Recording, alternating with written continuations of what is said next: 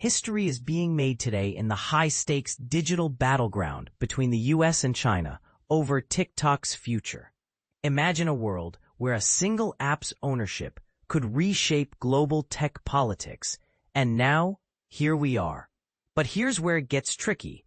The US and China have reportedly struck a framework agreement to resolve the TikTok ownership saga, yet the details are as murky as they are contentious. Let's break this down, because the stakes are higher than you might think. At the heart of this drama is a ticking clock. ByteDance, the Chinese parent company of TikTok, faces a September 17th deadline to sell its U.S. operations or risk a total shutdown. The U.S. Treasury's Scott Bessent claims negotiations in Madrid have laid the groundwork for an American takeover, with President Trump and President Xi set to finalize the deal. But hold on. China's lead negotiator, Li Chenggang, warned that no deal would harm Chinese companies' interests, hinting at potential pushback. And this is the part most people miss. The U.S. has dropped demands for tariff reductions in exchange for TikTok's sale, a surprising concession that suggests the White House sees this as a national security win. So, what does this mean for TikTok's 170 million U.S. users?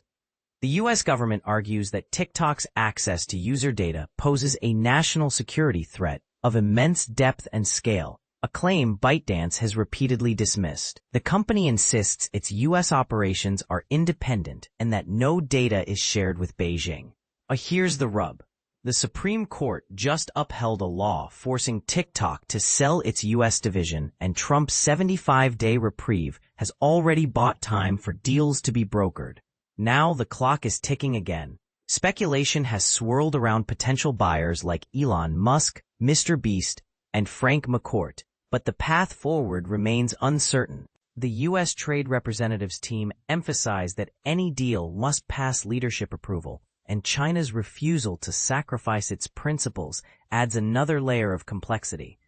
The question on everyone's mind is, can both sides find common ground without trampling on either side's core values? And this is the part that sparks the most debate.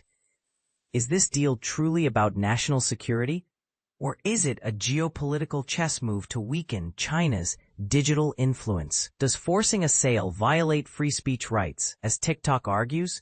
The answers are far from clear. We want to hear your take. Should governments have the power to dictate who owns a social media platform, even in the name of security? Share your thoughts in the comments.